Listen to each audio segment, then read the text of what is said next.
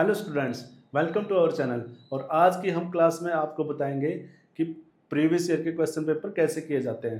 तो मेनली आपको, जैसे कि आप हमारे चैनल से जुड़े रहेंगे तो मैं आपको क्लास में यहाँ इस चैनल में हम क्या करेंगे, लास्ट ईयर के जो 10 ईयर के जो क्वेश्चन पेपर है उनके सॉल्यूशन बताएंगे कि कैसे उनको अटेम्प्ट किया जाता है और कैसे आपने प्रेजेंटेशन देना है। तो मेनली आपको यहाँ पे ये सिखाया जाएगा। तो इसके लिए आपको क्वेश्चन पेपर को कैसे सोल्व करना है वो सिखाएंगे। तो फर्स्टली हमें क्या करना है यहाँ पे कि क्वेश्चन पेपर का मेनली यहाँ पे ये होता है कि ब्लूप्रिंट कैसा होता है। बच्चों को कंफ्यूजन यही रहता है कि ब्लूप्रिंट कैसे होगा, यानी कि आपका क्वेश्चन पेपर कैसे आएगा। बहुत सारे बच्चों को ना मेनली प्रॉब्लम यही रहती है कि हमारा क्वेश्चन पेपर कैसे आएगा, और सबसे बड़ा चैलेंज यही रहता है क्योंकि इंग्लिश का जो क्वेश्चन पेपर होता है ना उसमें सबसे बड़ा ये होता है कि इंग्लिश के क्वेश्चन पेपर का जो भी क्वेश्चन पेपर आएगा, जो भी है, उसकी लैंग्वेज की सेंस को आपने समझना होता है। तो मेनली इसमें क्या है, जो आपका ये पेपर है इसमें मेनली 3 सेक्शन होते हैं। फर्स्ट होता है ए सेक्शन, जिसको हम बोलते हैं रीडिंग सेक्शन। दूसरा होता है हमारा क्रिएटिव राइटिंग सेक्शन, और थर्ड है हमारा लिटरेचर टेक्स्ट बुक। जो आपकी टेक्स्ट बुक होती है वो आता है इसके अंदर। तो रीडिंग सेक्शन में क्या होता है, रीडिंग सेक्शन आपका ये है फर्स्ट, वो सेक्शन है आपका ऐसा आएगा। इसमें होता है रीडिंग स्किल्स। यहाँ पे क्या चेक किया जाता है, आपकी रीडिंग स्किल, यानी कि आपका पढ़ने का कौशल कैसा है। यानी कि पढ़ने का मीनिंग ये नहीं है कि आपने जस्ट रीड किया और आपका काम खत्म हो गया, लेकिन यहाँ पे क्या करना, आपने रीड करना कॉम्प्रिहेंसिव वे में, यानी कि आपने उसको समझना है। जैसे ये रीडिंग सेक्शन है और ये आएगा भी आपका ना आउट ऑफ सिलेबस, या आपके किसी भी टेक्स्ट बुक से नहीं आएगा। तो यहाँ पे क्या है कि जो ट्रेंडिंग के जो टॉपिक होते हैं, कोई भी टॉपिक ले लिया जाता है, एजुकेशन से रिलेटेड, टेक्नोलॉजी से रिलेटेड, या फिर मेडिसिन फार्मास्यूटिकल फील्ड से कहीं से भी लिया जा सकता है, तो वो आएगा आपका इसमें। और उसको आपने रीड करना है और साथ ही साथ में उसको कॉम्प्रिहेंसिव वे में, जो उसके क्वेश्चंस होते हैं 10 या 12 क्वेश्चन होते हैं, उनके आपने आंसर निकालने होते हैं। दूसरा है आपका क्रिएटिव राइटिंग सेक्शन।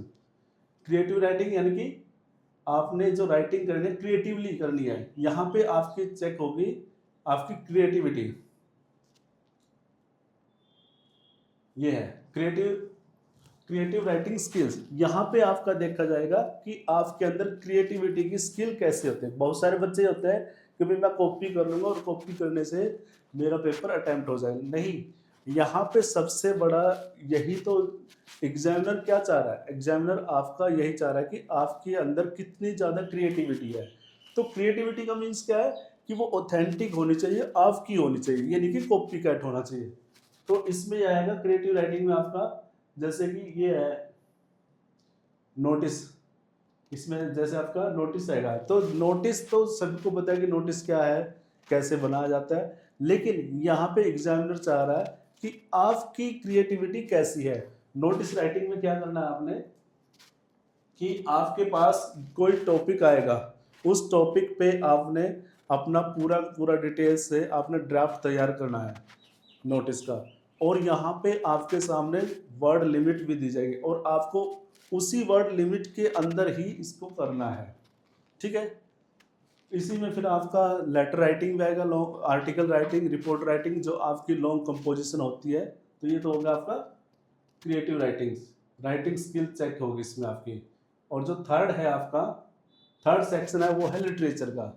लिटरेचर यानी कि जो आपकी टेक्स्ट बुक है, जो आपने दोनों टेक्स्ट बुक कर रखी ना, फ्लेमिंगो और विस्तास, तो उनसे उसके अंदर जितने भी स्टोरीज, जितने भी आपके लेसन्स हैं, उन लेसन्स के क्वेश्चन आंसर, और यहाँ पे कॉम्प्रिहेंशन पैसेज भी आता है, स्टैंजा भी आता है, तो वो इसमें आता है। तो ये हो गया इसका आपका ब्लूप्रिंट आपका इंग्लिश के पेपर का।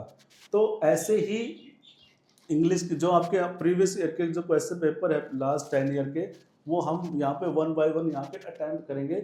मैं आपको सिखाऊंगा कैसे आपने प्रेजेंटेशन तैयार करना है, इसके लिए कैसे आपने पेपर को अटेम्प्ट करना है, किस तरीके से आपने अनसीन पैसेजेस करने हैं, कैसे क्रिएटिव राइटिंग करनी है।